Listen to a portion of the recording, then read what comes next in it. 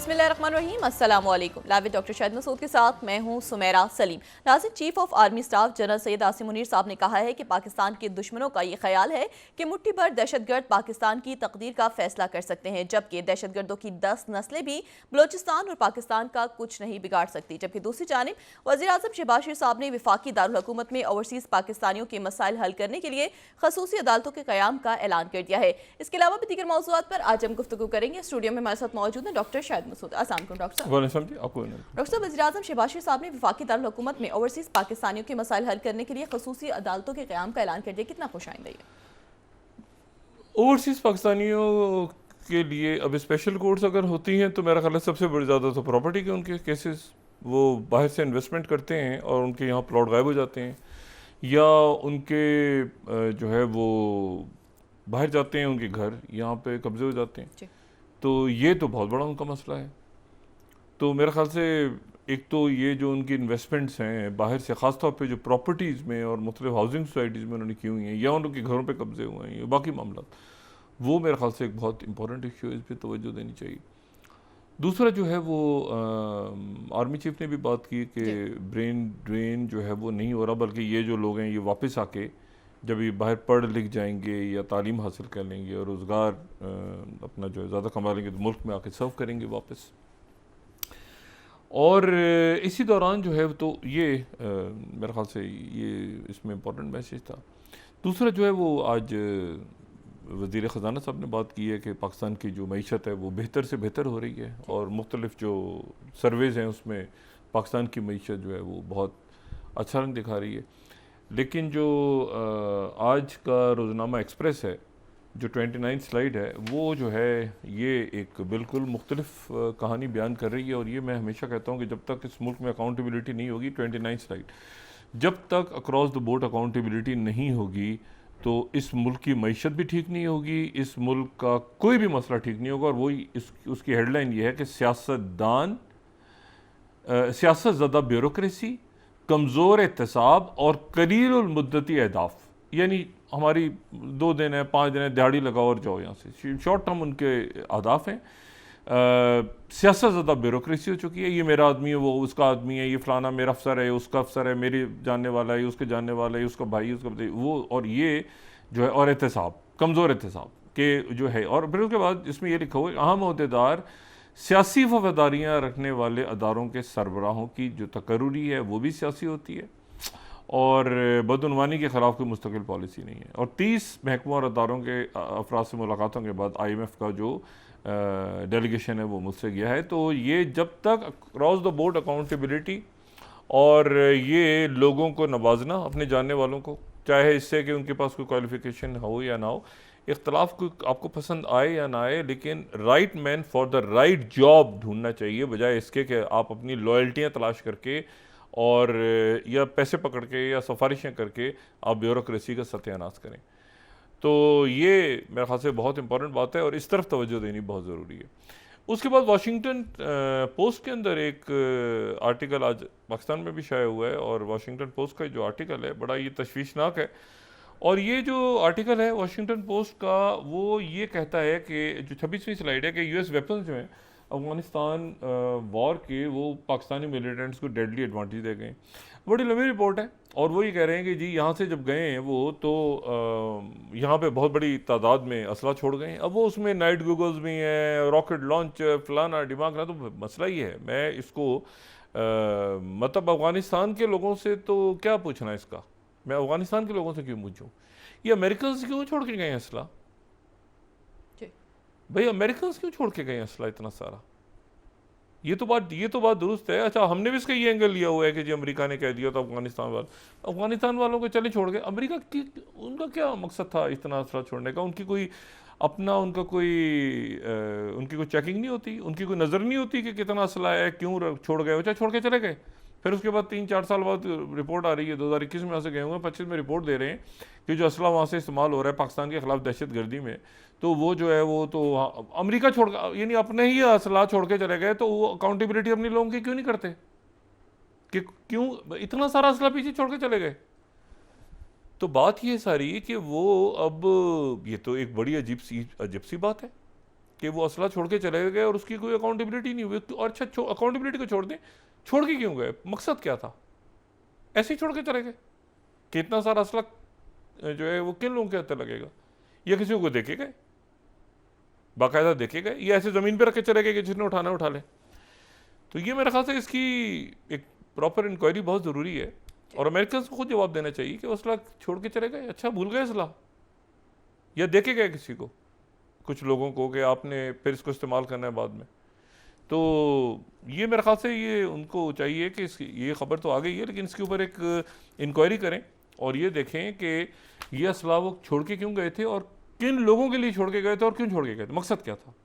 ठीक है, बजाय इसके कि, और वो ज़ाहिर है अफगानिस्तान में भी इस्तेमाल हो रहा है, तो हम अफगानिस्तान से तो पूछ रहे हैं, उनसे भी तो पूछें और वो भी तो बताएं और अकाउंटेबल करार दें अपने उन लोगों को, और मकसद पूछें कि इसकी इंक्वायरी बिठाएं इसके ऊपर हाई लेवल की, जिसमें उनकी डिफेंस और जो फॉरेन ऑफिस के लोग हैं वो उसमें बैठें एक साथ और टीम बना के सोचें कि मकसद क्या था इसका, कि ये असला कौन इस्तेमाल करेगा और किसके ख़िलाफ़ इस्तेमाल करेगा, और क्यों छोड़ के गए असला। और जो असला वो इस्तेमाल हो रहा है वो तो ट्रेंड लोग इस्तेमाल कर रहे हैं। ये असला जो है ये सारा कोई गुलेलें तो नहीं है बच्चों की, ये बंटे तो नहीं है कि बच्चे खेलेंगे, ये तो बड़ा प्रॉपर एडवांस असला है, और जो इनको इस्तेमाल करने वाले लोग हैं वो भी बड़ी ट्रेंड लोग हैं। तो ये मेरे ख्याल से बड़ा एक संगीन नौयत का सवाल उठा है, और इसके ऊपर अमेरिकन को बताना चाहिए, अफगान गवर्नमेंट को भी बड़ा देखना चाहिए। भाई उनके कल को उनके लोग हैं वहाँ पे, दहशत गर्दी उनके अपनी सॉइल पे शुरू हो जाए, इतना सारा असला, तो वो भी इसको बताएं, वो भी देखें भाई कौन सा असला है, और बहुत सोफिस्टिकेटेड असला है, यानी नाइट गूगल्स और ये और वो और सारा, ये नहीं कि कोई पुराना इस्तेमाल शुदा असला है, बड़ा जदीद असला छोड़ के गए वो। अच्छा जी, तो ये एक बड़ी तशवीशनाक बात है। दूसरी जो बात है वो ये है कि अमेरिका के और जो चाइना के दरमियान प्रेसिडेंट शी जिनपिंग जो है वो वियतनाम का दौरा उन्होंने अपना मुकम्मल किया, और वियतनाम का दौरा मुकम्मल करने से पहले वो जो है वो हनोई में जिस जगह पे उसके बाद वो चले गए मलेशिया, कोलालमपुर पहुंच गए अभी, लेकिन वो जाने से पहले उन्होंने हो ची मिन्ह का जो उनकी जहाँ पे तदफीन है वहाँ पे उन्होंने हाज़िरी दी।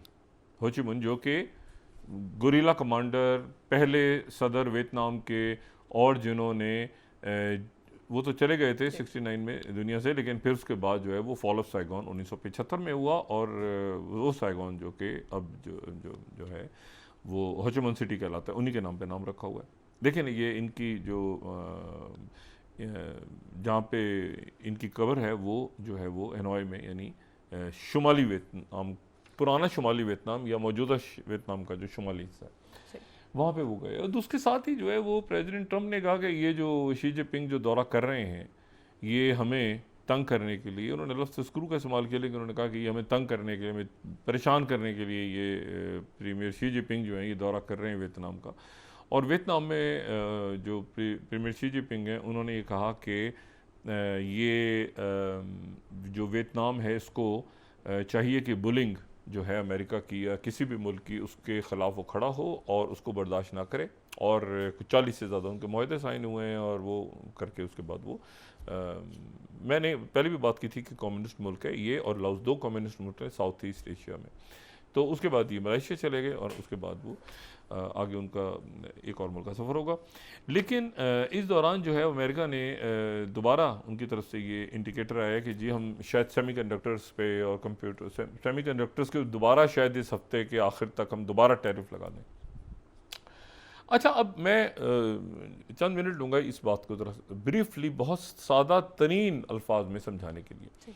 देखें, ये जो इलेक्ट्रिसिटी है ना, जिसको हम इलेक्ट्रिसिटी या बिजली या जो भी कह रहे, जिस लफ्ज़ से पहले इलेक्ट्रो आ जाए इलेक्ट्रिसिटी, तो उसका मतलब है उसमें इलेक्ट्रॉन्स हैं, यानी इलेक्ट्रॉन्स जो हैं वो चार्ज पार्टिकल्स इलेक्ट्रॉन्स या आयन, जिनको एटम्स या मॉलिक्यूल्स कहते हैं, चार्ज, वो जो हैं वो मूव कर रहे हैं, वो हरकत कर रहे हैं। और जहाँ इलेक्ट्रो का नाम आ जाए वहाँ पे वो इलेक्ट्रॉन्स का जिक्र हो रहा है, चाहे इलेक्ट्रिसिटी हो जाए कोई और जगह। अच्छा, अब ये है कि अब हमें पता है, बड़ी अच्छी बहुत अच्छी तरह सबका एक्सपीरियंस है कि जी अचानक वो किसी कपड़े को हाथ लगाते हैं तो एकदम से वो करंट सा आता है, ठीक है ना, वो इलेक्ट्रॉन्स होते हैं बीच में, इलेक्ट्रॉन्स झटका सा लगता है कि जी लगता है करंट है इसमें। और कुछ ऐसी अशिया होती हैं जिनमें से बहुत तेज़ी के साथ ये जो इलेक्ट्रॉन्स हैं ये पास होते हैं, जो इलेक्ट्रिसिटी ये तेज़ी के साथ जो चार्ज पार्टिकल्स हैं ये पास हो जाते हैं और यानी गुजर जाते हैं उसमें से, और उनको हम जो है वो कंडक्टर कहते हैं। मतलब हम हर एक को पता है कि जैसे लोहा है तो लोहे में से बिजली गुजरती है, और कहते हैं लोहे पे हाथ लगाओ और दूसरी तरफ से अगर करंट है तो आपने हाथ लगाया तो करंट आ जाएगा। पानी पानी भी उसमें से भी उसको आप कह सकते हैं कंडक्टर के। कोई बिजली का तार गिरा हो, पानी में पैर रख दिया बच्चे ने तो पता चला वो करंट आ गया फौरी तौर पे। इसी तरह से जो है वो और बहुत सारी चीज़ें हैं तो उनको हम कंडक्टर कहते हैं, ठीक है। अच्छा, और कंडक्टर जो है वो कंडक्टर्स में ये होता है कि जो सबसे ज़्यादा कंडक्टर इस्तेमाल होता है और सबसे जिसमें वो कॉपर है, तो इसीलिए ये कॉपर की तारें होती हैं। देखो तारें कॉपर की होती हैं और कॉपर की तारों में से, तांबे की तारों में से ये होता है कि करंट तेज़ी से गुजरता है, या फिर एल्यूमिनियम होता है और या फिर सिल्वर होता है। ये जो है दूसरी जंग अजीम में तो बल्कि यहाँ तक था कि सिल्वर उनको यूज़ करना था, तो उसमें से उन्होंने अपने ख़जाने में से सिल्वर निकाल के उनको इस्तेमाल करना पड़ गया था। तो जो कंडक्टर हैं वो बुनियादी तौर पे वो मटेरियल है जिसमें से करंट तेज़ी से गुजर जाता है। इसके बिल्कुल मुखालिफ वो मटेरियल्स हैं जिनमें से करंट नहीं गुजरता। अच्छा, वो भी हमें आम जिंदगी में पता है, उनको इंसुलेटर कहते हैं। इंसुलेटर वो हैं जो जैसे लकड़ी है तो लकड़ी में से करंट नहीं गुजरता, ये आम तजर्बा है। बल्कि कहीं होता भी है तो कहते हैं कि जी पहले जो है वो लकड़ी पे हाथ रख लो, फिर उसके बाद देखना वहाँ पे हाथ लगाना। इसी तरह रबर है, रबर में से करंट जो है वो नहीं गुजरता।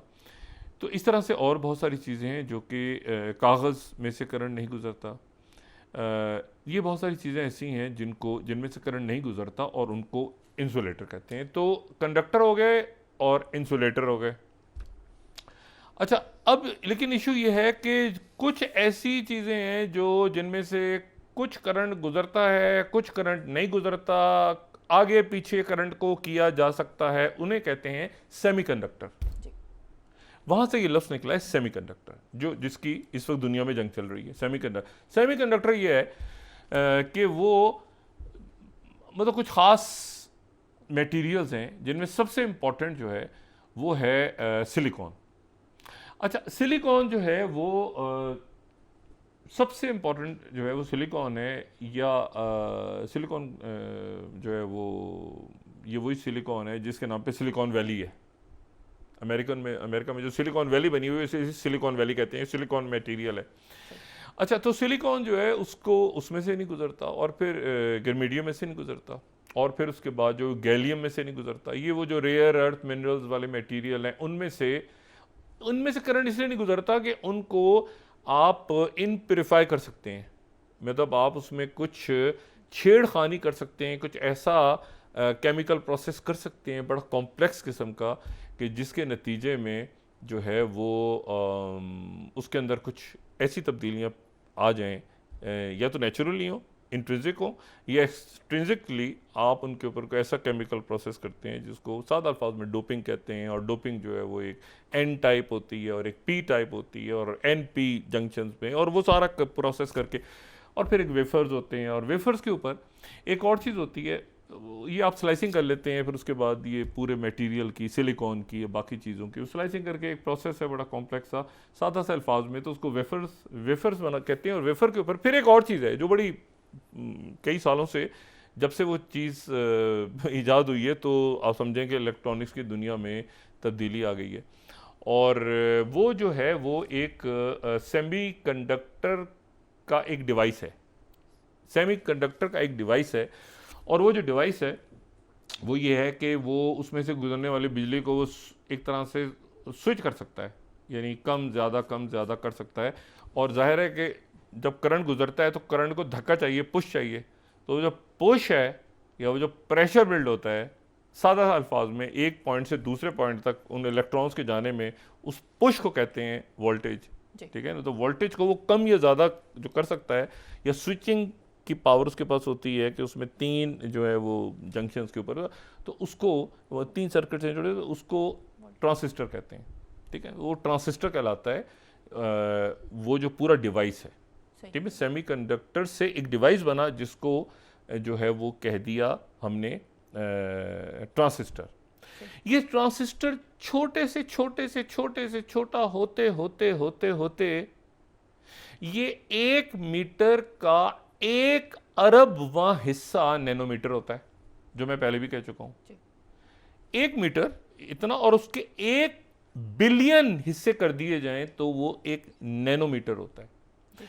और नैनोमीटर का जो साइज़ है वो ये है कि अगर हम नैनोमीटर को देखें तो ये पहले भी मैं बात कर चुका हूँ कि मतलब वायरस का क्या साइज़ होता है, और वो वायरस के भी अंदर, और बिल्कुल छोटे से छोटा, मतलब एक बाल जो है वो बाल की जो टिप है उसके ऊपर वो पता चला कि कई हज़ार या कई सौ जो है वो नैनोमीटर की टिप होती है, लेकिन उससे कम करते करते तो नैनोमीटर का जो साइज़ अब जहाँ टेक्नोलॉजी पहुँच चुकी है वो 10 नैनोमीटर से छोटे ट्रांजिस्टर बना रही है। 10 नैनोमीटर से छोटे ट्रांजिस्टर बना रही है। और ये ट्रांजिस्टर जो हैं जिस वेफर के ऊपर ये लगते हैं उसको कहते हैं चिप। ठीक है, तो सेमीकंडक्टर, उसके बाद सेमीकंडक्टर से आप आ जाएं, पहले तो आपने सैंड वहाँ से निकाला, आपने धात में से सिलिकॉन निकाला, सिलिकॉन से आपने जो है वो वेफर बनाए, वेफर से आपने जो है वो चिप्स तैयार किए। और चिप्स जो हैं, चिप्स के ऊपर ये छोटे छोटे छोटे छोटे लगे हुए हैं ना, ये चिप है। चिप आप देखिए इंटेल का जब आता है, एनवीडिया का तो ये आता है आपके सामने लगा हुआ, तो उसमें छोटे छोटे छोटे छोटे वो सारे वो नज़र भी नहीं आते, लेकिन उसमें जो है ये बिलियंस या ट्रिलियंस की तादाद में एक चिप के ऊपर जो है वो ट्रांजिस्टर्स होते हैं। ठीक है, नैनोमीटर्स के साइज के। तो ये जो है ये चिप है, और चिप के ऊपर ट्रांजिस्टर्स हैं। और पहले तो ट्रांजिस्टर वो बड़े बड़े साइज के होते थे ना, पुराने इतने बड़े रेडियो हैं तो इतने बड़े अंदर इतना बड़ा एक ट्रांजिस्टर लगा हुआ है और ट्रांजिस्टर ठीक हो रहा है, और जनाब वो बड़े साइज के, वो पुराने ज़माने के रेडियो। तो अब तो ये बिल्कुल इसके अंदर रेडियो को पता भी नहीं होगा किसी को टेलीफोन में, क्योंकि रेडियो के अलावा भी तो 50,000 और चीज़ें हैं इसमें। तो आप सोचिए ना कि इसमें कैमरा भी है, इसमें डेटा भी है, इसमें तो किस साइज़ का कहाँ पे रेडियो होगा, कहाँ पे जनाब वो यूट्यूब होगी, कहाँ पे क्या कुछ होगा। तो छोटे से छोटे से छोटे से छोटा होते होते होते होते वो साइज़ जो है वो नैनोमीटर तक चला गया। और नैनोमीटर तो वो जो ट्रांजिस्टर्स हैं बहुत सारे बिलियंस की तादाद में, वो जिस वेफर के ऊपर रखे हुए हैं वो छोटा सा वेफर जो है वो चिप है। तो ये चिप वॉर है। अब जनाब ये सेमीकंडक्टर, यानी सेमीकंडक्टर, कंडक्टर और इंसुलेटर के दरमियान सेमीकंडक्टर जहाँ से इलेक्ट्रॉन्स को काबू किया जा रहा है, वो फिर उसके बाद वो ट्रांजिस्टर हो गए, ट्रांजिस्टर से ये हो गया, इससे ये हो गया। और डोपिंग का प्रोसेस बीच में बड़ा इंपॉर्टेंट है, जिसके नतीजे में वेफर बन रहे हैं और उस पर फिर आप जो है वो ये सारा प्रोसेस। अच्छा, और उसमें जो है वो अब उसकी जंग है। अच्छा, ये सबसे ज़्यादा दुनिया में अब ये प्रोसेसिंग बड़ी इंपॉर्टेंट है ना, कि प्रोसेसिंग आपको सबसे पहले तो रेयर अर्थ मिनरल्स चाहिए आपको। रेयर अर्थ मिनरल्स तो हो गई सबसे ज़्यादा चाइना के पास, लेकिन फिर आगे जो प्रोसेसिंग है वो बड़ी इसकी इंपॉर्टेंट है। वो हर जगह हो नहीं सकती। ये जो प्रोसेसिंग का काम है तो ये तो हर जगह नहीं हो सकता। तो एनवीडिया वाले करते हैं सबसे ज़्यादा, या TSMC वाले जो कि ताइवान के अंदर कंपनी है वो करती है। लेकिन ये कि मटेरियल चाहिए सबको सिलिकॉन भी चाहिए, सबको मीडियम चाहिए, सबको गैलियम चाहिए, सबको वो मटेरियल चाहिए जो कि सेमीकंडक्टर्स में इस्तेमाल होता है। यानी सेमीकंडक्टर खाली कंडक्टर होगा तो काम नहीं चलेगा, जो खाली इंसुलेटर होगा सवाल ही पैदा नहीं होता। तो आपको सेमी कंडक्टर चाहिए, या तो उसमें एक्सटेंसिकली वो सिलिकॉन हो तो बिल्कुल खालिस है, गेमेडियम हो तो बिल्कुल खालिस है, गैलियम हो तो खालिस है, या ये है कि आप उसको उसमें फिर इम्प्योरिटीज डाल के, यानी थोड़ी सी मिलावट करके उसको थोड़ा सा आप डोपिंग शोपिंग करके उसकी, और फिर उसको इस काबिल बनाएं कि वो आपका जो मकसद है वो हासिल हो के इलेक्ट्रिक कार्स के अंदर, मिसाइल्स के अंदर, स्मार्टफोन्स के अंदर, फिर उसके बाद जो है वो इलेक्ट्रॉनिक्स के अंदर, फिर उसके बाद जो भी कुछ हम देख रहे हैं इस वक्त, क्योंकि ये तो फोर्थ या फिफ्थ इंडस्ट्रियल रेवोल्यूशन है। आर्टिफिशियल इंटेलिजेंस के अंदर, आपके क्वांटम के अंदर, आपके कंप्यूटर्स में, लैपटॉप्स में, ये सब जो हम जिक्र करते हैं ना, तो उसमें फिर आपको ये सेमीकंडक्टर चाहिए। तो सेमीकंडक्टर्स की भी जब मैं सेमीकंडक्टर की बात करें ना, देखिए 3 चीज़ें हैं। एक ये है कि रेयर अर्थ मिनरल्स कहाँ पे हैं, ठीक है। दूसरा ये है कि सेमीकंडक्टर कहाँ पे तैयार हो रहे हैं, और सेमीकंडक्टर में फिर चिप्स कहाँ पे हैं और चिप्स की सलाहियत क्या? तीन चीजें हो गई, रेयर अर्थ मिनरल्स, सेमीकंडक्टर बनाने वाली फर्म्स, चाहे वो इंटेल हो, चाहे वो एनवीडिया हो, चाहे वो टीएसएमसी हो, चाहे वो नीदरलैंड की कंपनी हो जो कि तीसरे नंबर पे, उसके बाद साउथ कोरिया, यानी किसके पास एबिलिटी कितनी है और फिर कितना छोटा नैनोमीटर, 2 नैनोमीटर तक कौन जा सकता है। तो या तो एनवीडिया है या वो टीएसएमसी वाले हैं जो कहते हैं कि हम 2 नैनोमीटर तक जाने को तैयार हैं, लेकिन 2 नैनोमीटर तक वो अपनी टेक्नोलॉजी अमेरिका को देना नहीं चाहते। अमेरिका कहता है हम ले लें, क्योंकि जो 2 नैनोमीटर या 5 नैनोमीटर तक गए तो फिर वो क्वांटम कंप्यूटिंग की साइड पे वो चला जाता है, यानी इतनी उसका साइज इतना छोटा हो जाता है। तो सेमीकंडक्टर और फिर आगे चिप का साइज, ठीक है, सेमीकंडक्टर में फिर चिप्स, वो चिप्स जिन पे वो ट्रांजिस्टर्स लगे हुए हैं और वो ट्रांजिस्टर्स का साइज और फिर वो सारा, तो वो चिप एक अलग चीज हो गई। अब ये है कि वो कह रहे हैं कि जनाब ये पूरे जो इलेक्ट्रॉनिक्स हैं इनके ऊपर हम अब इलेक्ट्रॉनिक्स पे लगाएंगे। ये इलेक्ट्रॉनिक्स पे कुछ और है, सेमीकंडक्टर कुछ और है और रेयर अर्थ मिनरल कुछ और है। यानी China, rare earth mineral China के पास है, लेकिन सेमीकंडक्टर की जो कैपेबिलिटी है वो ताइवान के पास है। ठीक है ना, सेमीकंडक्टर कुछ और है, वो मैन्युफैक्चरिंग है और फिर उसमें चिप फॉर्मेशन है। रेयर अर्थ मिनरल्स उनके पास है, वो आएंगे तो यहाँ पे ये काम सारा तैयार होगा ना, एनवीडिया वालों का और इंटेल वालों का और बाकी सारा। ये उधर से जो टीएसएमसी वाले हैं उन्होंने $100 बिलियन तो कह दिया हम इन्वेस्ट करेंगे आके अमेरिका में, ताकि ताइवान को प्रोटेक्शन हासिल हो। अमेरिका कह रहा है कि सारा का सारा आप अपना कारोबार उठा के लेकर आ जाएं ताइवान से अमेरिका, वरना आप पे हमने टैरिफ लगा दी, 32% टैरिफ शायद उन्होंने लगा दिए थे ताइवान पे। और उन्होंने जगह जगह अमेरिका में वो डेटा सेंटर्स, एरिजोना में, बाकी जगहों पे डेटा सेंटर भी और चिप मैन्युफैक्चरिंग भी और ये सेमीकंडक्टर से ये सारा उन्होंने एनवीडिया वालों ने शुरू किया हुआ है। लेकिन ये है कि ये सारा करने के लिए आपको रेयर अर्थ मिनरल्स तो चाहिए। 2 रेयर अर्थ मिनरल्स चाइना से नहीं आ रहे, तो यूक्रेन से सौदा हो रहा है, क्योंकि वो आएंगे तो फिर उसके बाद फैक्ट्रीज में काम होगा। अब वो कह रहे हैं कि फिर ये हम टैरिफ दोबारा से लगाएंगे। अब ये टैरिफ अगर दोबारा से वो लगाने का ऐलान करते हैं या ये, तो उसके नतीजे में फिर एक टर्मोइल आएगा कि एप्पल वाले क्या करेंगे। और एनवीडिया ने कुछ के साथ अपना कोलैबोरेट कर लिया कि भाई किसी के साथ IBM लग गया है, किसी के साथ जो है वो माइक्रोसॉफ्ट के साथ उन्होंने कह दिया हम पहले देंगे, किसी ने जो है इंटेल वालों ने किसी के साथ कर लिया, किसी के साथ। अच्छा, सैमसंग वाले जो हैं वो उन्होंने जाहिर है कि AI की, सैमसंग ने एक, मेरा अपना ख्याल ये है कि सैमसंग ने गलती ये की है, बहुत बड़ा ब्रांड है लेकिन गलती ये की है कि AI में नहीं आया डायरेक्टली। बाकी सारे जो ये जितने भी ब्रांड्स हैं, चाहे वो एप्पल हो या वो गूगल हो या वो माइक्रोसॉफ्ट हो या बाकी हो या वो मेटा हो, वो AI में साथ साथ आ रहे हैं। सैमसंग जो है वो AI में नहीं आया, बल्कि सैमसंग ये कहता है कि जो भी एप्लीकेशंस होंगी वो हमारे टेलीफोन पे, एंड्रॉयड पे आ जाएंगी और वगैरह वगैरह वगैरह, उनको AI में आ जाना चाहिए। सैमसंग आई डोंट नो कि क्या उनकी वजूहत है, वो बयान करते हैं बहुत सारी, लेकिन वो कायल नहीं कर पाते इस बात पे कि वो AI में क्यों नहीं है। एनीवे, अभी वो कहते हैं कि जी तो ताइवान एक प्रॉब्लम में है, और ताइवान इसलिए प्रॉब्लम में है कि वो जो लीक डॉक्यूमेंट था नेशनल सिक्योरिटी का, जो पेटी हेग्जेट के हवाले से न्यूयॉर्क टाइम्स में और वाशिंगटन पोस्ट में आया था चंद रोज़ पहले, जिसमें ये था कि अगर ज़रूरत पड़ी भी तो हम बाकी जगहों से, साउथ कोरिया से, बाकी जगहों से फ़ौज जो है वो हटा लेंगे और ताइवान के ऊपर। लेकिन उसके नतीजे में इशू ये है कि ताइवान के ऊपर टैरिफ लगे या ना लगे, ताइवान परेशान है। एक तो यूक्रेन की वजह से परेशान है, यूक्रेन के साथ क्या हुआ है। दूसरा ये है कि चाइना ने जो एक्सरसाइजेस की हैं पिछले चंद दिनों में और पिछले कुछ हफ्तों या महीनों में, तो उन्होंने हर तरफ से ब्लॉकेट किया और अमेरिका को खास रिस्पांस नहीं आया। और प्रेसिडेंट ट्रंप को जिस दिन ही पता चल गया कि हमारे पास इतनी कैपेबिलिटीज़ आ गई हैं कि एनवीडिया वाले या TSMC वाले यहाँ पर अमेरिका में ही 2 नैनोमीटर्स तक की चिप्स तैयार कर रहे हैं, और रेयर अर्थ मिनरल भी हमें चाइना दे रहा है या चले यूक्रेन दे रहा है या बाकी जगहों से हमारे पास आ रहा है, रेयर अर्थ मिनरल्स आ रहे हैं, गैलियम और ये बाकी सारे जो हैं। तो उसके नतीजे में वो ये करेंगे कि वो फौरी तौर पे जो है वो ताइवान से अपना हाथ पीछे खींच लेंगे, क्योंकि ताइवान में और कुछ रखा नहीं है इसके अलावा कि ताइवान जो है वो उनको ये छोटे साइज़ की टेक्नोलॉजी उनको फराम कर रहा है, और वो जोर डाल रहे हैं ताइवान पे कि हमें ये 2 नैनोमीटर तक की चिप्स चाहिए।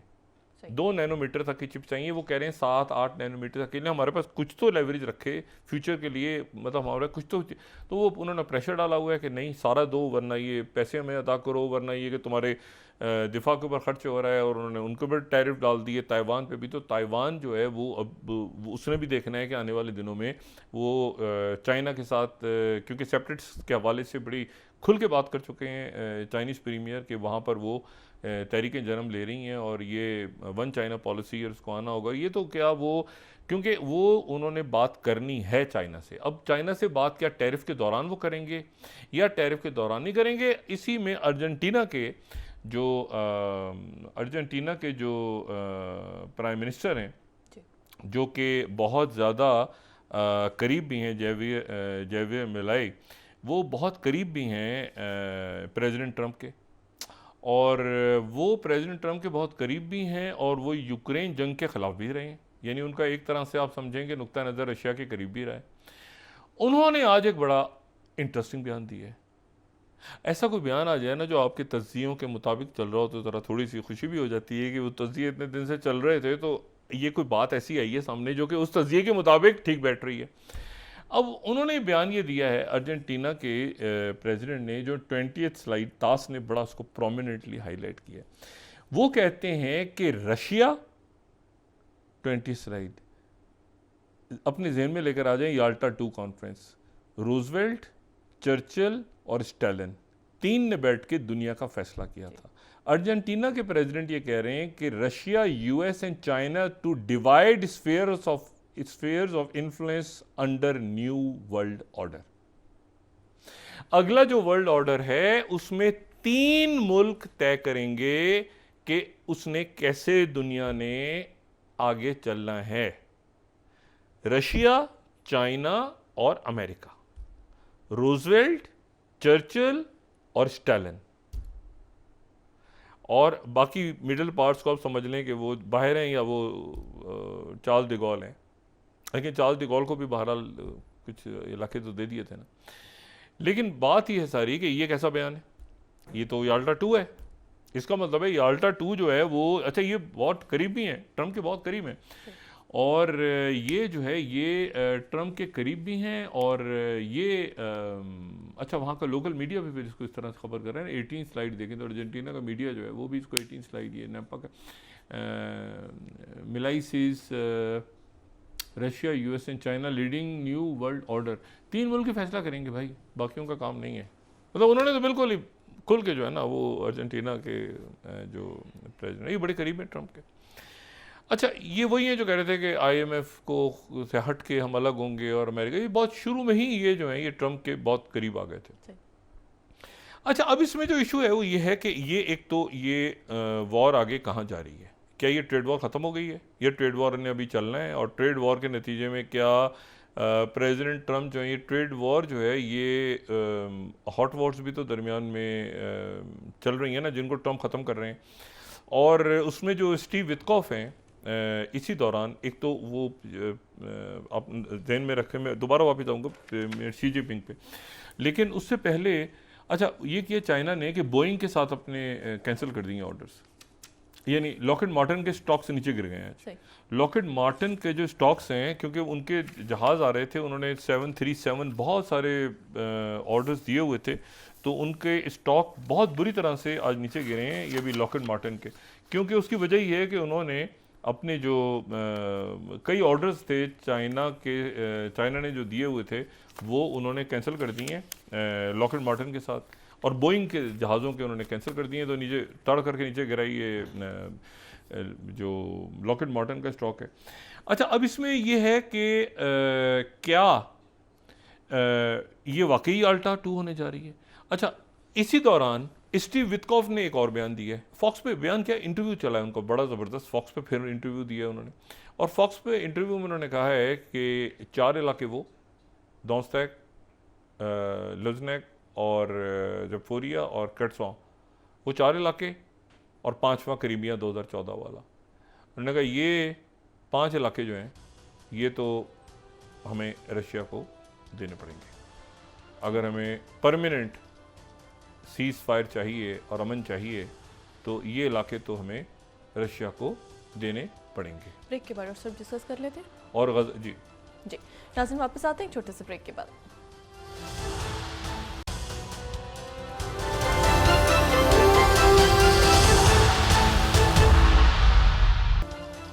वेलकम बैक नाज़रीन। डॉक्टर साहब बैरिस्टर गौहर साहब की जानिब से कहा कि बानी पीटीआई ने कहा है कि हर किस्म की डील को रद्द करता हूँ और किसी को मुज़ाकरात की इजाज़त नहीं दी है।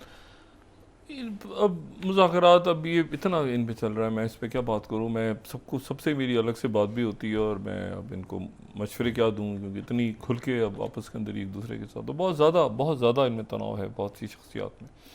मैं आपको सिर्फ बात करूँ कि ये जहन में रखें कि कंडक्टर जिसमें से करंट गुजर गया, इंसुलेटर जिसमें से नहीं गुजरा, जिसमें से गुजरा नहीं गुजरा जो यानी वो मटेरियल यानी जो सिलिकॉन है, गैलियम है, गर्मेडियम है, एल्युमिनियम है, वो सेमीकंडक्टर, तो सेमीकंडक्टर एक मटेरियल हो गया बड़ा, उसको फिर प्रोसेस किया जिसको डोपिंग कहा। डोपिंग से वो उसमें एन टाइप और डोपिंग का प्रोसेस और लिथोग्राफी और फोटोलिथोग्राफी वो सारा प्रोसेस किया, उसके नतीजे में पी टाइप और एन टाइप और ट्राइवेलेंट और पेंटावेलेंट, वो सारी उसकी लंबी चौड़ी प्रोसेसिंग है। और उसमें करते करते फिर एक छोटी सी एक लेयर आ गई जिसको वेफर का नाम दिया, और वेफर्स के ऊपर छोटे छोटे छोटे छोटे छोटे ट्रांसिस्टर्स जो हैं वो बिलियंस की तादाद में, और वो ट्रांसिस्टर जिनका साइज़ नैनोमीटर्स में है, 7 नैनोमीटर, 5 नैनोमीटर, 2 नैनोमीटर, वो छोटा सा वो जो जिसके ऊपर आ गए वो फिर चिप हो गई। ठीक है, तो सेमीकंडक्टर मटेरियल और उसके बाद अल्टीमेट जो सामने चीज़ आई वो हमारे चीज़ आई चिप की सूरत में। और जो सेमीकंडक्टर्स के लिए मटेरियल चाहिए वो रेयर अर्थ मिनरल्स, और बाकी जो प्रोसेसिंग जब हो रही है इनकी, तो मिसाल के तौर पे जैसे डोपिंग हो रही है तो एक ख़ास जगह पर जब ये पी टाइप सेमीकंडक्टर बन रहा है तो वहाँ पर बोरॉन चाहिए, लेकिन जब आपको जब ये एन टाइप सेमीकंडक्टर बन रहा है जो कि पेंटावेलेंट है तो वहाँ पर आपको जो है वो एंटीमनी चाहिए। तो वो सारी चीज़ें थोड़ी थोड़ी करके वो उसमें रेयर अर्थ मिनरल्स भी बाकी इस्तेमाल होते हैं। अच्छा, तो अब उसका सारा खेल है, चिप वॉर है, ठीक है। और चिप वॉर, अच्छा, तो एक तो दरमियान में अर्जेंटीना की तरफ से उन्होंने कह दिया कि 3 मुल्क फैसला करेंगे, यानी याल्टा 2 वाला जिक्र उन्होंने दोबारा कर दिया। इस दौरान जो है वो मैंने आपसे बात की कि प्रेसिडेंट ट्रंप के जो एडवाइज़र बराए, अब तो रशिया भी हैं, बराए वो मिडल ईस्ट भी हैं, और वो ईरान के साथ भी बात करें, स्टीव विटकॉफ ही लग रहा है कि तमाम हुकूमत वो रन कर रहे हैं, और बाकी कहीं मार्को रूबियो कहाँ पे हैं, बाकी वो सारे पीछे हैं, यही सारे मामला को तय कर रहे हैं। मोस्ट इंपॉर्टेंट पर्सन जो है प्रेसिडेंट ट्रंप की टीम को स्टीव विटकॉफ है। तो स्टीव विटकॉफ ने कहा है कि वो फॉक्स न्यूज़ से बात करते हुए उन्होंने कहा है कि ये जो इलाके हैं, जो 4 इलाके, तो अभी हम कई दफ़ा दिखा भी चुके हैं कि 4 इलाके जो हैं जो नक्शे में जहाँ पर आ चुका है रशिया इस पूरे अरसे में, और हो सकता है कि वो मुकम्मल तौर पे ओडिशा तक आ जाए, यानी पूरा ब्लैक सी सील हो जाए, उनके पास चला जाए। लेकिन यह है कि क्रीमिया को भी, यानी इन 4 इलाकों को जिन पे अब जो हालिया अरसे में गए हैं, और उसके साथ आप ऐड करें क्रीमिया को भी जो कि 2014 से उनके पास है, तो ये फिर 5 इलाके बन जाते हैं। तो ये सारे इलाके जो हैं ये उनके पास, वो कह रहे हैं कि इनको जो है वो, और इसमें ज़फररोज़िया भी हम ऐड कर लें तो ये इस नक्शे में उसको भी ऐड करें तो फिर उसके बाद ये 5 इलाके बन जाते हैं। अच्छा, फिर दूसरी जो बात है वो ये है कि जो अच्छा, आज एक बड़ी मुख्तसर सी एक एलामिया जारी हुआ है जॉर्डेनियन इंटेलिजेंस की तरफ से। ये मैं 23rd स्लाइड अगर देखूँ तो उनकी तरफ से एक स्टेटमेंट आया है, स्टेटमेंट बड़ा अनयूजुअल है, उनकी तरफ से स्टेटमेंट आया है 23rd जॉर्डेनियन टाइम से। वो कहते हैं जॉर्डेनियन इंटेलिजेंस जो है वो ये कह रही है कि 2021 से मुल्क में क्योस के लिए और सैबोटाज की एक्टिविटीज़, नेशनल सिक्योरिटी थ्रेट्स के लिए 2021 से एक प्लान बन रहा था जो कि हमारे इंटेलिजेंस की नज़रों में था, और अब उसको मुकम्मल तौर पे पकड़ लिया गया है, उसे मुंसलिक लोगों को गिरफ़्तार कर लिया गया है, और उनके पास से असला बरामद हुआ है, और उनके बड़ी मुख्तसर सा उनका एक अरब न्यूज़ ने भी इसको कोट किया है कि ये जो प्लॉट था नेशनल सिक्योरिटी के हवाले से, इसको जॉर्डन के अंदर ये क्या मामला था उन्होंने डिटेल्स नहीं दी, लेकिन ये बहरहाल अनयूजुअल है कि वो उनकी इंटेलिजेंस की तरफ से कलामिया है। अच्छा, फिर उसके बाद जो है विटकॉफ जो है उन्होंने जो बात की है, देखें उन्होंने ये वाज़ेह किया है कि जो ईरान से उनके मुज़ाकरात होने हैं, और ईरान से उनके मुज़ाकरा या तो ओमान में होने हैं या रोम में होने हैं, और उससे पहले जो ईरान के वज़ीर ख़ारजा हैं उन्होंने जाना है रशिया, ये हम बात कर चुके हैं। रशिया जाके उन्होंने प्रेसिडेंट पुतिन या लेवरोव से बात करनी है, और लेवरोव से बात करके उन्होंने फाइनलाइज़ करना है कि हमने क्या आगे मामले को कैसे आगे लेके चलना है। और ये बात मैंने कल भी कर दी कि इसमें कहीं इसराइल के साथ नॉर्मलाइजेशन का जिक्र नहीं है, ना इनके साथ, ना सऊदी अरेबिया के साथ, ना बाकी वितकॉफ का किसी के साथ भी, और ना ही ये मामला है कि रिजीम चेंज होगी ईरान के अंदर। लेकिन इसमें एक बात और बहुत इंपॉर्टेंट है, और वो ये है कि वो ईरान का न्यूक्लियर प्रोग्राम ख़त्म करने की बात नहीं कर रहे हैं। वो कह रहे हैं कि ईरान का न्यूक्लियर प्रोग्राम जो है वो पुरअमन न्यूक्लियर प्रोग्राम रहेगा, वेपन्स ईरान नहीं बनाएगा। ये बात भी इंपॉर्टेंट है कि वो ये नहीं कह रहे कि न्यूक्लियर प्रोग्राम ख़त्म करें। इसराइल ने तो तबाह कर दिया था ना इराक का प्रोग्राम, या बाकी वो कह रहे हैं कि ख़त्म नहीं करें, पुरअमन तरीके से आप जारी रखें। कि सऊदी अरेबिया के साथ भी अमेरिका बात कर रहा है, यूएई के साथ भी बात करने जा रहा है, और कतर के साथ भी, शायद तो बाकी मुल्कों के साथ भी बात करने जा रहा है कि जी पुरअमन अंदाज में आप न्यूक्लियर प्रोग्राम जारी रखें, लेकिन असला यहाँ ना बने। तो ये अब एक बड़ी इंटरेस्टिंग डेवलपमेंट है कि वो यहाँ पर ये कह रहे हैं कि हम ईरान के इस प्रोग्राम को तस्लीम कर रहे हैं, न्यूक्लियर प्रोग्राम को तस्लीम कर रहे हैं, वेपन्स उनको नहीं बनाने चाहिए। पहले ये था कि ईरान का न्यूक्लियर प्रोग्राम नहीं होना चाहिए, तो न्यूक्लियर साइंटिस्ट वगैरह, और वो उनकी बात वही कि ये इतने परसेंट से ज़्यादा नहीं बने, 3.6% से ज़्यादा इनरिच यूरेनियम नहीं होनी चाहिए, उससे ज़्यादा हो जाएगी तो 60 से ऊपर चली जाएगी इनरिचमेंट, तो वो फिर वेपन्स तक पहुँच जाएगी 60 और 90 के दरमियान कन्फर्म। तो वो एक जो है वो इनरिचमेंट के हवाले से वो बात कर रहे हैं कि इतनी इनरिचमेंट नहीं होनी चाहिए, और IAEA के जो ग्रोसियम वो भी शायद आ रहे हैं एक आध दिन के अंदर ईरान मुआयना करने के लिए, तो वो एक बड़ा कॉम्प्लेक्स सिनेरियो। अच्छा, फिर ये भी उन्होंने कंडीशन नहीं रखी कि ईरान जो है वो, यानी सिर्फ सैंक्शंस की बात ईरान की तरफ से हो रही है कि आप सैंक्शंस ख़त्म करें, उनकी तरफ से बात हो रही है कि आप जो है वो न्यूक्लियर स्पेसिफिक बात हो रही है।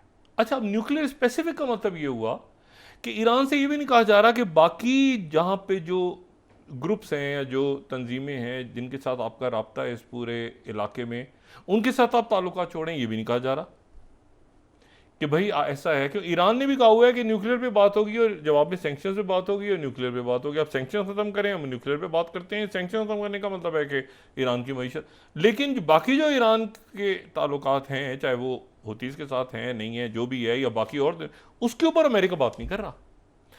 ये जो बात है ये एक बड़ी इंपॉर्टेंट है इस पूरे खत्ते में कि ये डायलॉग आगे किस तरह से बढ़ता है। अच्छा, जो हमास का डेलीगेशन वापस आया, वो बात हमास की आगे चल रही है कि इसमें अब, क्योंकि स्टीव वितकॉफ की और अमेरिका की पूरी ये कोशिश है कि जो ईरान के साथ अगली टॉक्स हों, तो उससे पहले 19 तारीख को टॉक्स होनी है, ओमान में हो या इटली में हो। दोनों सूरतों में ये तय होना है कि गज़ा का जो मुआहदा है गज़ा का, क्योंकि यहाँ पर ये बहुत इम्पॉर्टेंट है कि जो मतलब ये अरब ममालिक जो हैं उन्होंने बीच में रोल प्ले किया है ना ईरान के साथ, ये सारे यूएई ने दिए बाकी, तो ये बहुत इंपॉर्टेंट है। और ये ईरान भी चाहेगा कि किसी सूरत, क्योंकि ईरान के अंदर भी एक ऐसा ग्रुप है जो ग्रुप ये चाहता है कि जी आप अमेरिका के साथ बात ना करें। वो जो हार्डकोर ग्रुप है वो कहता है कि आप कासिम सुलेमानी के कातलों से बात कर रहे हैं, तो वो भी, उनको भी रैबर ने और बाकी लोगों ने ठंडा किया हुआ है कि नहीं भी, बात होने दो, उसके मईशत ठीक होगी, ये सारा होगा। तो लेकिन इंपॉर्टेंट बात यह है कि जो अरब ममालिक और ईरान भी ये चाहेंगे कि गज़ा का मसला पहले तय हो, साथ ही तय हो गज़ा का मसला, गज़ा का जो सीज फायर है वो तय हो, और परमानेंट सीज फायर हो। मतलब ये ना हो कि जी वो परमानेंट, वो थोड़े दिनों के बाद फिर नेतन्याहू को जो चढ़ गया। तो नेतन्याहू को मुकम्मल तौर पे, और उसमें वो बात इंपॉर्टेंट है कि प्रेसिडेंट ट्रंप ने स्टीव वितकॉफ से कहा था कि जब ये यरगमारी, अच्छा हमास कह रहे सारी यरगमारी छोड़ दें, कंप्लीट, आप अपनी वहाँ से जो कैदी हैं उनको छोड़ दें, सारी यरगमारी हम छोड़ते हैं, टोटल विड्रॉल कर लें, एक ही दिन में सारा कर लें, टोटल विड्रॉल करें इसराइल को, और साथ ही वहाँ से अनाउंस कर दें आप कि वो जो प्रेसिडेंट ट्रंप ने कहा हुआ था कि परमानेंट सीज फायर, और परमानेंट सीज फायर पे चले जाए, और उसके बाद आप कंस्ट्रक्शन शुरू कर दें, एड खोल दें। मतलब हमास को कोई इसमें 2 दिन, 5 दिन, हफ्ता, 10 दिन, 15, इसको नेतन्याहू खींच रहा है।